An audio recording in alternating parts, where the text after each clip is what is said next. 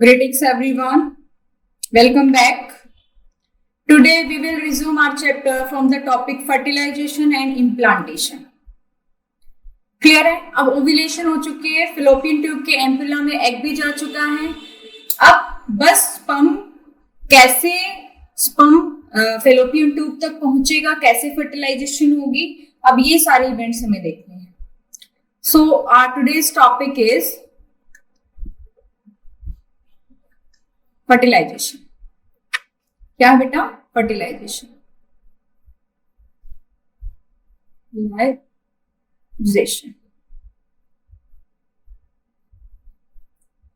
देखो इसके अंदर क्या होगा. Fertilisation is the process of fusion of male and female gamete to form a diploid zygote. इसके अंदर कुछ बेटा इवेंट्स होते हैं, जैसे कि फर्स्ट वन इवेंट क्या है? अप्रोच ऑफ स्पर्म कैसे अप्रोच करेगा, कैसे पहुंचेगा वहां तक? तो देखो बेटा, प्रोसेस होती है इजैक्यूलेशन. इजैक्यूलेशन का मतलब होता है सीमेन का फीमेल रिप्रोडक्टिव पार्ट में डिपॉजिट करना. ठीक है? और ये कौन सी प्रोसेस से होता है? इंसेमिनेशन. इंसेमिनेशन का मतलब है the introduction of penis into the female reproductive part to ejaculate the semen into it. तो एक इजैक्यूलेशन के अंदर अबाउट 3 to 3.5 ml जो सीमन है वो डिपॉजिट होता है. ये कुछ फैक्ट्स है बेटा जो मैं आपको बता रही हूं, उसको नोट डाउन कर लेना. कहां पर? वेजाइना के अंदर. क्लियर है?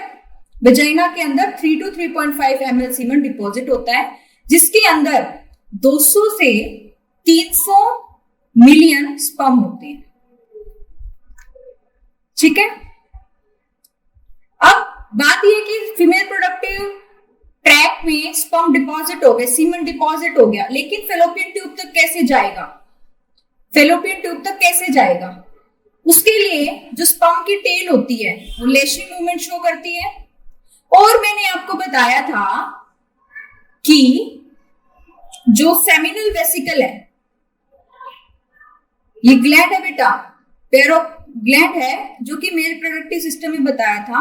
ये प्रोस्टाग्लैंडिन सीक्रेट करती है. प्रोस्टाग्लैंडिन, ये प्रोस्टाग्लैंडिन दो काम करता है. एक तो स्पर्म को एक्टिवेट करता है, दूसरा जो फीमेल रिप्रोडक्टिव ट्रैक है, जो वेजाइना है, यहां पर सीमेन डिपॉजिट हो गया है, स्पर्म आ गए हैं, इसको कॉन्ट्रैक्ट करवाता है. इसको कॉन्ट्रैक्ट कराएगा. पेरिस्टाल्टिक मूवमेंट देखने को मिलेगी बेटा आपकी ये वेजाइना के अंदर, यूट्रस के अंदर. वेजाइना के अंदर पेरिस्टाल्टिक मूवमेंट होती है. ठीक है? ताकि यहां वाला जो स्पर्म है वो ऊपर की तरफ मूव करे. ठीक है? तो मसल्स की कॉन्ट्रैक्शन कौन कराएगा? जैसे कि इसोफेगस में होती है ना पेरिस्टाल्टिक मूवमेंट, उसी से क्या होता है? आपकी फूड की मूवमेंट होती है थ्रू द फूड पाइप. वैसे ही यहाँ प्रोस्टाग्लैंडिन की वजह से ही क्या होती है? इसकी फीमेल रिप्रोडक्टिव ट्रैक की कॉन्ट्रैक्शन होती है ताकि स्पर्म आगे की तरफ मूव कर पाए. क्लियर है? अब क्या होगा बेटा? बैरियर क्या है स्पर्म के लिए? फेलोपियन ट्यूब तक पहुंचने का बैरियर क्या है? पहला बैरियर है जो थिक एंडोमेट्रियम है ना, वो उसको रोकती है, स्पर्म को रोकती है फेलोपियन ट्यूब तक पहुंचने के लिए. दूसरा क्या है? फीमेल रिप्रोडक्टिव ट्रैक का जो पीएच होता है वो एसिडिक होता है. तीसरा, वहां पे क्या होती है? फेगोसाइट. फेगोसाइट्स भी होती हैं जो स्पर्म्स को फेगोसाइट यानी कि एनगल्फ कर सकती है. तो ये तीन क्या होती है? परेशानी होती है. अब तीन बैरियर से गुजर के कुछ ही स्पर्म जो है फेलोपियन तक पहुंच पाते हैं, और 200 से 300 मिलियन स्पर्म में से सिर्फ 100 स्पर्म ही फेलोपियन ट्यूब तक पहुंच पाते हैं, क्योंकि इन तीन बैरियर को भी तो क्रॉस करके जाना होता है उनको. क्लियर है? अब जो सेकंड है, सेकंड इवेंट क्या है? सेकंड इवेंट है बेटा कैपेसिटेशन. क्या इवेंट है? कैपेसिटेशन. अब मान लो फेलोपियन ट्यूब तक पहुंच भी गए, स्पर्म क्या है? फेलोपियन ट्यूब तक पहुंच गया, लेकिन अब जो इतना बड़ा एग है उसमें अपने जो न्यूक्लियस को है वो क्या करना, इंट्रोड्यूस करना है। उसके लिए जो एग की तीन तीन मेम्ब्रेन है उनको क्रॉस करना पड़ेगा। सबसे बाहर वाली मैंने बताई थी कोरोना रेडिएटा, उससे अंदर वाली मैंने आपको बताई थी जोना पेलुसिडा, और उससे अंदर प्लाज्मा मेम्ब्रेन होती है। और जो कोरोना रेडिएटा होती है ना बेटा, वो लूजली अरेंज्ड होती है, लेकिन एक मटेरियल से आपस में जुड़ी हुई होती है जिसको बोलते हैं हाइलिनोरिक एसिड। हाइलिनोरिक एसिड, ठीक है। तो इतने सारे बैरियर्स को क्रॉस करके स्पर्म को जाना है, तो उसके लिए स्पर्म तैयारी शुरू करता है। और एक दूसरा इवेंट आता है, फेज आता है in this process of fertilisation, उसको बोलते हैं बेटा कैपेसिटेशन। उसको क्या बोलते हैं, कैपेसिटेशन। अभी मैं आपको एक्सप्लेन करती हूँ कैपेसिटेशन। इसके अंदर क्या होता है, जो कि स्पर्म का एक्रोसोम है, ये एक्रोसोम स्पर्म का, ये न्यूक्लियस होता है। ये क्या है, हेड पार्ट है, हेड पार्ट है। जो आप एक्रोसोम होता है ना बेटा, इस एक्रोसोम पे कुछ स्टीरोल्स और ग्लाइकोप्रोटीन लगे हुए होते हैं, और जब तक ये ग्लाइकोप्रोटीन लगे होंगे एक्रोसोम एक्सपोज नहीं होगा। और एक्रोसोम के अंदर स्पर्म लाइसिन एंजाइम होते हैं जो कि एग की मेम्ब्रेन को डिसोल्व करेंगे। अब क्या होता है कि फीमेल रिप्रोडक्टिव ट्रैक कुछ केमिकल सिक्रीट करती है, ठीक है, कुछ केमिकल सिक्रीट करती है, और इस मेम्ब्रेन को क्या कर देती है, वीक कर देती है। इस मेम्ब्रेन को क्या कर देती है, एक्रोसोम की मेम्ब्रेन को क्या कर देती है, वीक कर देती है। इस वाली मेम्ब्रेन पे होते हैं बेटा प्रोस्टाग्लैंड, इसको वीक कर देती है। वीक करने के बाद कैल्शियम आयन का इनके अंदर इन्फ्लक्स हो जाता है। कैल्शियम आयन जैसे ही अंदर जाते हैं, ठीक है, तो जो स्पर्म लाइसिन है वो बाहर आ जाते हैं। स्पर्म लाइसिन बाहर आएंगे तो रिएक्ट करेंगे एग की मेम्ब्रेन से, उसका तोड़ना शुरू करेंगे, क्लियर है ना, उसको तोड़ना शुरू करेंगे।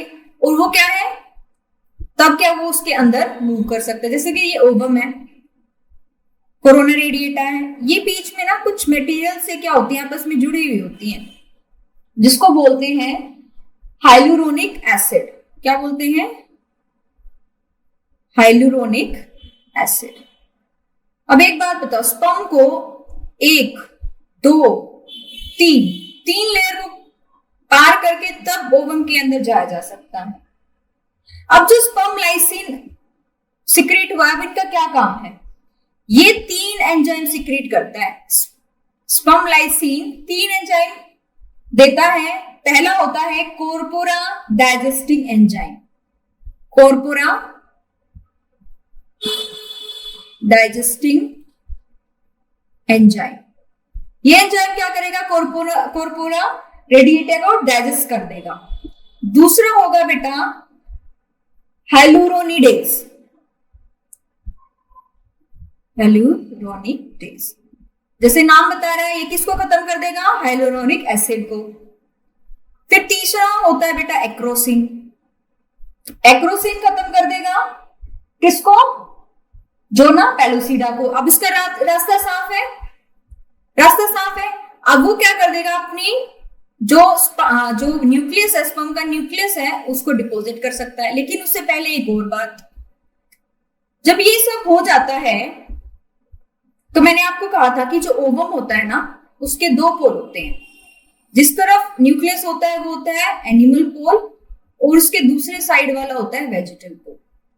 तो एनिमल पोल की तरफ इस तरीके से कॉनिकल स्ट्रक्चर बनाता है एक, जिसको बोलते हैं कोन ऑफ रिसेप्शन। क्या बोलते हैं बेटा इसको, रिसेप्शन कोन, रिसेप्शन कोन। वो कौन है जो ये बताता है कि मैं स्पर्म को यहीं से ही रिसीव करूंगी, ठीक है। तो जो स्पर्म यहां पर आता है, जो स्पर्म यहां पर आएगा, वो फर्टिलाइज करने में सक्सेसफुल हो जाएगा, ठीक है, और अपना जो न्यूक्लियस है अंदर डिपॉजिट कर देगा। अब जैसे ही ये स्पर्म जो है इसकी प्लाज्मा मेम्ब्रेन तक पहुंचता है, इसकी मेम्ब्रेन को क्रॉस करता हुआ आ रहा है, ठीक है, जैसे ही न्यूक्लियस इसके अंदर पहुंचेगा, ये फीमेल का है न्यूक्लियस और ये मेल का है, और जो साइटोप्लाज्म देता है वो सिर्फ एग का होता है, स्पर्म का सिर्फ न्यूक्लियस आएगा, और न्यूक्लियस में साइटोप्लाज्म सिर्फ टेल में, टेल रीजन पीछे रहेगा, सिर्फ न्यूक्लियस आया है। जैसे ही न्यूक्लियस आएगा, और इसमें मैंने दो सेंट्रियोल बताए थे आपको, प्रोक्सिमल और डिस्टल। प्रोक्सिमल क्या है, प्रोक्सिमल सेंट्रियोल देते ही ये जो सेकेंडरी oocyte थी, सेकेंडरी oocyte में डिवीजन हो जाती है और क्या बना देती है, ooted। ooted यानी कि ओवम। जैसे ही ओवम बनेगा, जो मेल रिप्रोडक्टिव ऑर्गन, वो जो गैमेट है वो ooted के साथ क्या कर जाएगा, मेट कर जाएगा, और क्या हो जाएगी, फर्टिलाइजेशन। क्या हो जाएगी बेटा, फर्टिलाइजेशन। अब यहाँ पर मुझे एक और एक्स्ट्रा बात आपको तुम्हें बतानी है कि अब एक एग है, देखो इस डायग्राम में ही देखो, इसमें देखो कितने सारे स्पर्म आए, 1 2 3, ये अप्रोच कर रहा है, तो बहुत सारे स्पर्म आते, लेकिन फर्टिलाइज एक ही करता है। ऐसा क्या होता है कि एक ही करेगा, सारे क्यों नहीं कर सकते? उसका एक रीजन है। मान लो ये एग की वाइटिलाइन मेम्ब्रेन है, एक्टिव वाइटिलाइन मेम्ब्रेन पे मान लो ये वाला स्पर्म को इसने अलाउ कर दिया, क्योंकि कोनिकल जो रिसेप्शन कोन इसने वो किया था, तो वहां पे जो स्पर्म आया उसको इसने अलाउ कर दिया फर्टिलाइजेशन के लिए। अब इसको छोड़ करके बाकी की जो वाइटिलाइन मेम्ब्रेन के नीचे ना कोर्टिकल ग्रेन्यूल्स इस तरीके से अरेंज हो जाती है इसके नीचे,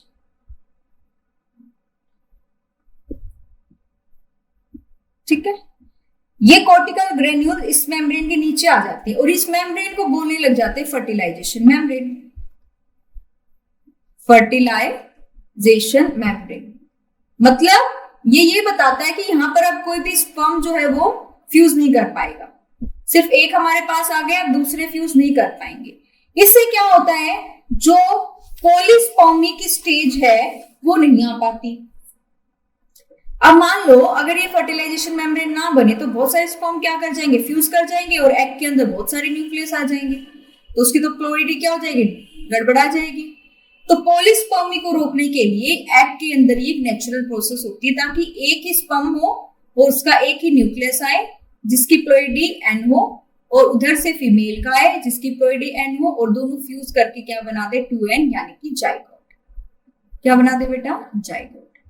अब यहां पर बेटा फर्टिलाइजेशन पूरी हुई, ठीक है, क्या हुई, फर्टिलाइजेशन पूरी हुई।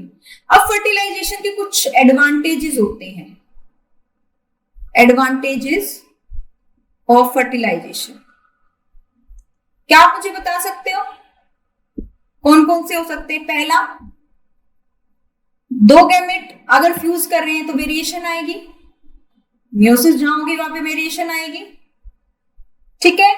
दूसरा, जो साइटोप्लाज्म है वो कहां से आया, सिर्फ एग से आया। तीसरा, प्रिवेंट करता है पॉलीस्पर्मी को, करेक्ट।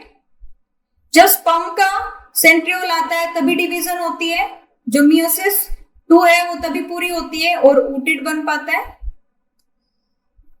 ठीक है। एक क्या होता है कि बेटा मान लो ये एनिमल पोल है, ये वाला एनिमल पोल है और ये वाला वेजिटल पोल है, यहां से स्पर्म ने एंट्री की है तो उसने कौन सा पाथ फॉलो किया, कोपुलेशन पाथ, और यही पाथ आगे इसके डिवीजन को की एक्सिस बताएगा कि इसी एक्सिस में ये डिवाइड करेगा आगे, है ना। तो ये जो कोपुलेशन पाथ है यही आगे इसकी पहली जाइगोट डिवीजन की एक्सिस को बताएगा। होने को तो डिवीजन ऐसे भी हो जाती नहीं, लेकिन कोपुलेटरी पाथ कौन सा है, ये वाला है, तो इसी उसमें क्या होगी, एक्सिस डिसाइड होगी इसकी first mitotic division in the zygote. तो ये था बेटा फर्टिलाइजेशन। अब हम फर्टिलाइजेशन तक थ्योरी पार्ट को पढ़ लेते हैं, क्लियर है? Yes. During copulation or coitus, semen is released by the penis into the vagina and is process called insemination. The motile sperms swim rapidly, pass through cervix, enter into the uterus and finally reach to the ampullary region of the fallopian tube.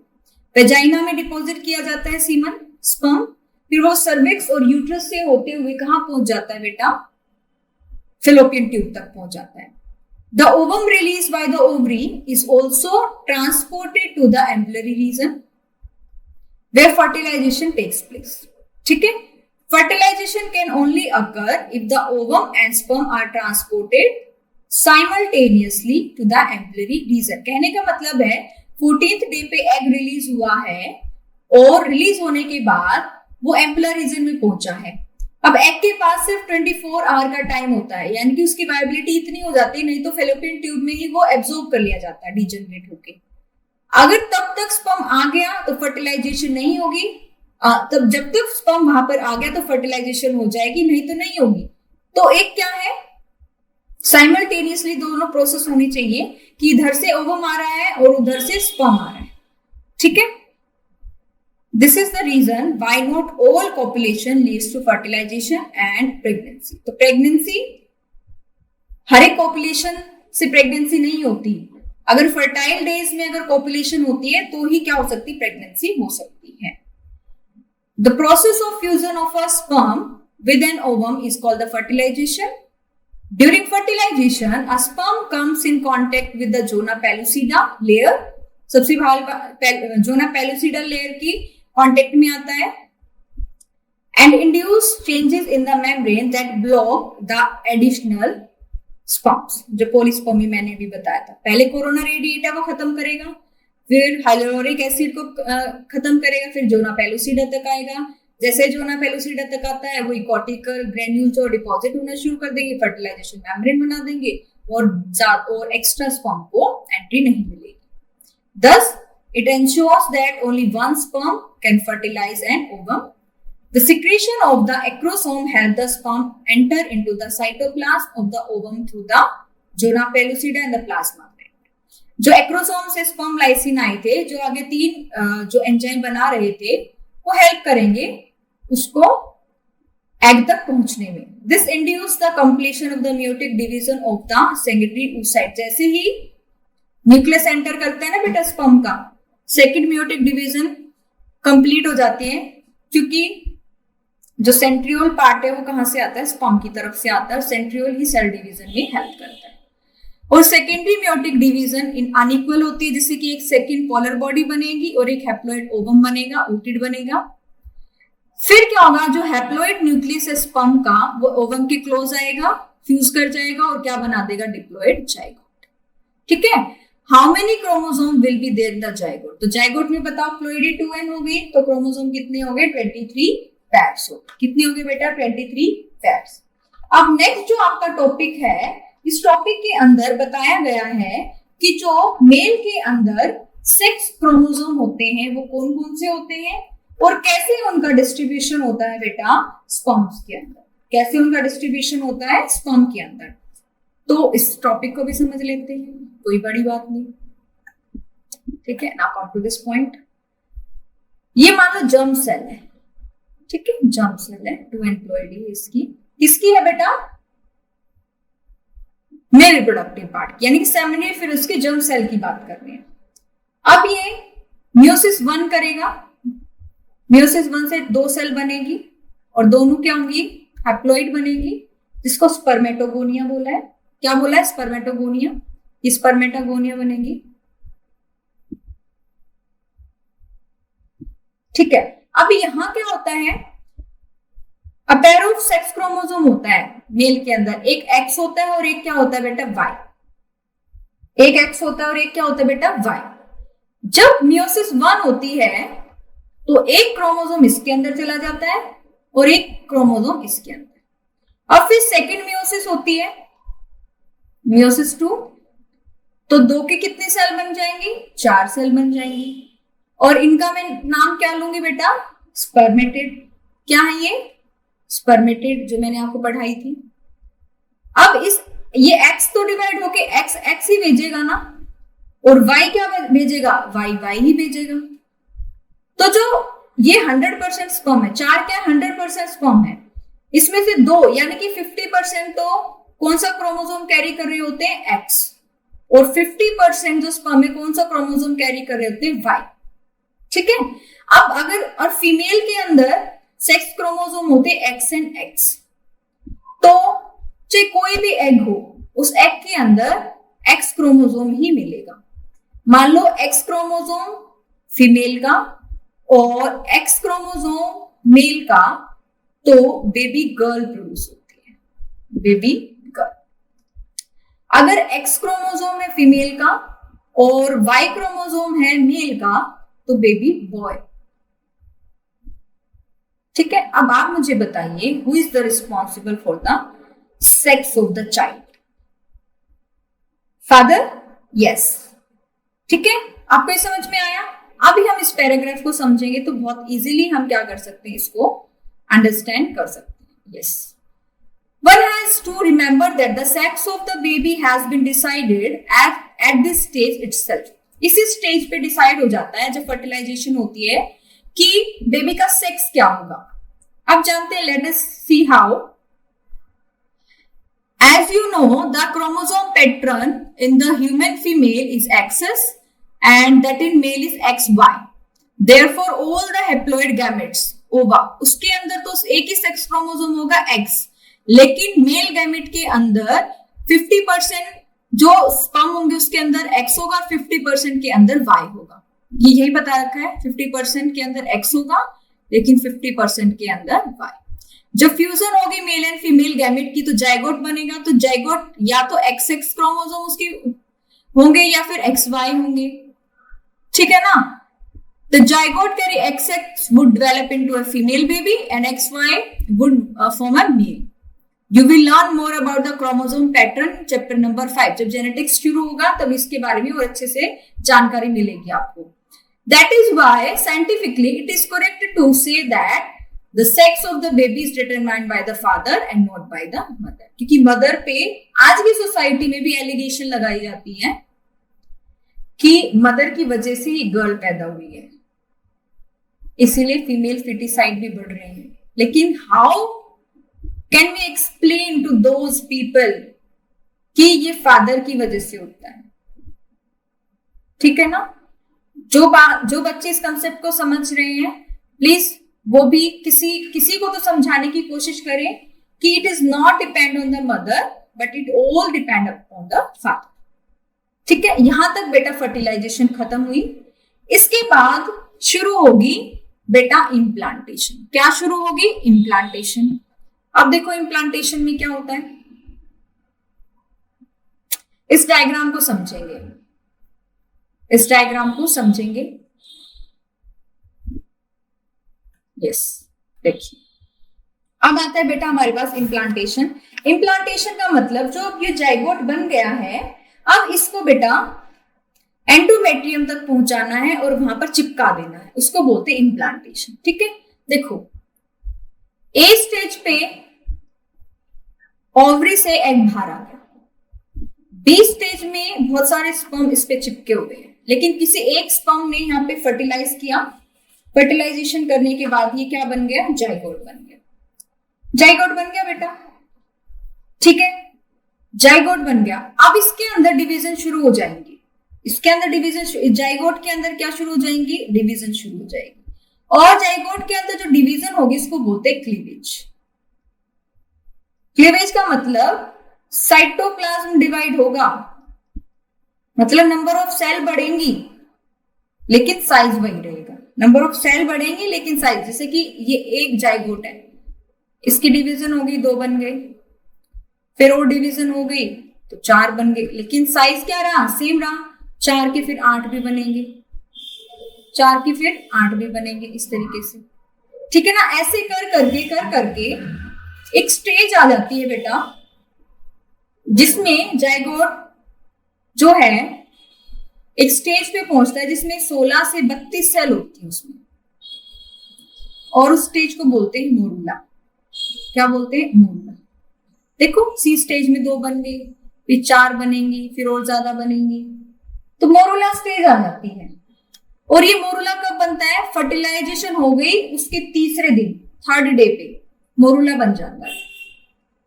क्या बन जाता है? Morula. Morula अब ये क्या है? जैसे जैसे डिवाइड हो रही है फैलोपियन ट्यूब से मूव कर रही है, मूव कर रही है ना, वो देखो जा रही है, मूव कर रही है। ठीक है। अब जो मोरूला है वो देखो, ये मोरूला दिखाया हुआ है, मोरूला अब बनेगा बेटा ब्लास्टोसिस्ट में। किसमें कन्वर्ट होगा? ब्लास्टोसिस्ट में कन्वर्ट होगा। ब्लास्टोसिस्ट में कैसे कन्वर्ट होगा? मान लो बहुत सारे सेल्स हैं, बहुत सारी सेल्स बन गई इसमें, ठीक है। ये क्लीवेज कुछ इस टाइप से हुई कि कुछ सेल बड़ी है और कुछ सेल छोटी है। बड़ी सेल को बोल दिया मैक्रोमियर और छोटी सेल को बोल दिया माइक्रोमियर। अब क्या होता है, इनमें सेल की अरेंजमेंट होती है किस तरीके से कि जो छोटी सेल हैं वो इस तरीके से अरेंज हो जाती है पेरिफेरी पे, ठीक है। और एक ही लेयर बना देती है जिसको बोलते हैं ट्रोफोब्लास्ट। कौन सी लेयर बोलते हैं इसको? ट्रोफोब्लास्ट। माइक्रोमियर, मैक्रोमियर एक पोल पे अरेंज हो जाती है इस तरीके से, इसको बोलते हैं inner mass cell. Inner mass cell. तो दो टाइप की बन गई बेटा, ट्रोपोब्लास्ट, ट्रोपोब्लास्ट और इनर मास सेल। ट्रोपोब्लास्ट बनी माइक्रोमियर से, इनर मास सेल बनी मैक्रोमियर से। अब ट्रोपोब्लास्ट आगे क्या बनाएगी? Chorionic villi, finger like structure इस टाइप की, ताकि एंडोमेट्रियम में ये अपने आप को चिपका सके। दूसरा ट्रोपोब्लास्ट क्या बनाती है? Extra embryonic membrane.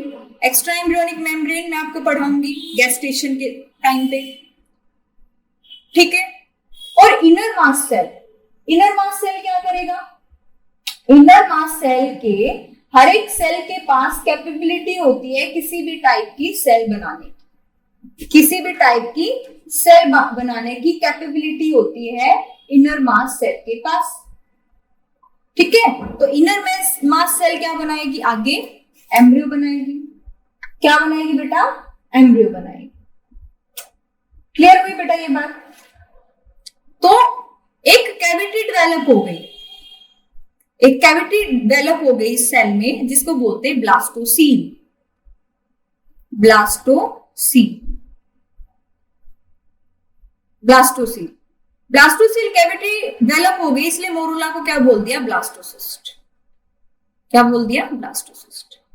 अब ये ब्लास्टोसिस्ट एंडोमेट्रियम के पास आएगी। मान लो ये एंडोमेट्रियम है और ये ब्लास्टोसिस्ट क्या है? जो कोरियोनी विलाई है उससे क्या करेगी? इसके अंदर चिपक जाएगी और इसी को बोलते बेटा इम्प्लांटेशन। इसी को क्या बोलते हैं? इम्प्लांटेशन। देखो ब्लास्टोसिस्ट, ये ट्रोपोब्लास्ट है, ये इनर मास सेल, ये ट्रोपोब्लास्ट है और ये क्या है? इनर मास सेल, ठीक है। अब क्या होगा बेटा? ब्लास्टोसिस्ट की इम्प्लांटेशन फर्टिलाइजेशन के बाद 7th डे पे हो जाती है, ठीक है। अब 3rd डे पे तो मोरूला बन गया था, 7th डे पे ब्लास्टोसिस्ट में बदल के भी वो एंडोमेट्रियम से अटैच हो जाती है, उसी को बोलते हैं इम्प्लांटेशन, ठीक है। तो फर्टिलाइजेशन के बाद 7 दिन लगते हैं इम्प्लांटेशन होने में। इम्प्लांटेशन अगर मैं डिफाइन करूं तो क्या है? Attachment of the embryo with the endometrium of the uterus is called the implantation. So ये था बेटा इम्प्लांटेशन का टॉपिक। अब हम इसे थ्योरी पार्ट से समझते हैं। Yes, come here. The mitotic division starts as the zygote moves through the isthmus of the oviduct called the cleavage। जैसे जैसे एम्पुला से isthmus की तरफ जाएगा तो उसके अंदर क्लीवेज शुरू हो जाएगी, ठीक है। और ये 2 से 4 सेल, 4 से 8, 8 से 16, 16 से 32, और जो इसकी डॉटर सेल्स है ना उसको बोलते हैं ब्लास्टोमियर्स। उन सेल्स को स्पेसिफिक नाम दे दिया blastomeres. The embryo with 8 to 16 blastomeres is called the morula. 16 से 32 सेल स्टेज को मोरूला कहते हैं।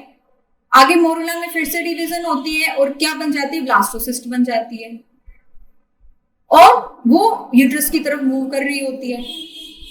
फिर ब्लास्टोमियर की अरेंजमेंट होती है ब्लास्टोसिस्ट के अंदर, जिसमें 2 टाइप के होते हैं, माइक्रोब्लास्टोमियर और मैक्रोब्लास्टोमियर, ठीक है। उसमें से माइक्रो तो क्या बना देगी? Outer layer trophoblast, and and inner group of cell जो कि मैक्रोमियर बनाएंगी, ठीक है, और उसको क्या बोलेंगे, इनर सेल मास।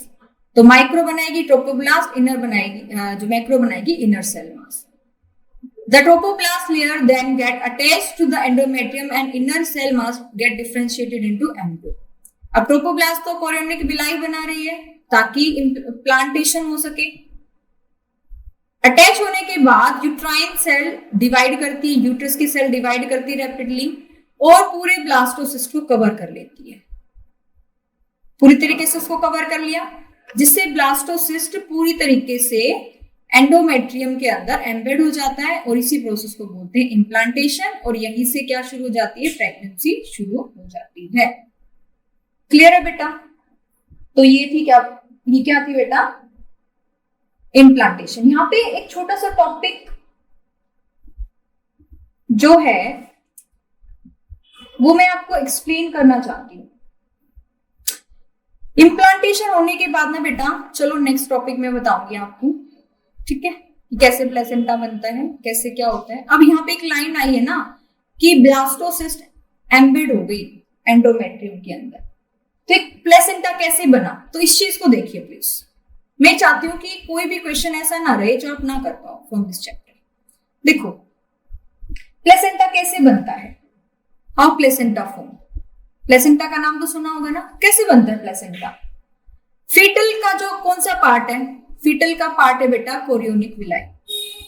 कोरियोनिक विलाई जो कौन बनाता है, ट्रोपोब्लास्ट बनाती है। और मदर की तरफ से मैटरनल पार्ट कौन सा होता है, उसको बोलते हैं डेसिडुआ। Decidua nothing else. मान लो ये एंडोमेट्रियम है, ये एंडोमेट्रियम है बेटा। एंडोमेट्रियम का वो वाला पार्ट जिसके साथ जो एम्ब्रियो की कोरियोनिक विलाई क्या करेगी, कॉन्टेक्ट में आएगी। कोरियोनिक विलाई कौन बनाए, ट्रोपोब्लास्ट। तो इस वाले पार्ट को मैं क्या बोलूंगी बेटा, डेसिडुआ बैसिलिस। डेसिडुआ बैसिलिस।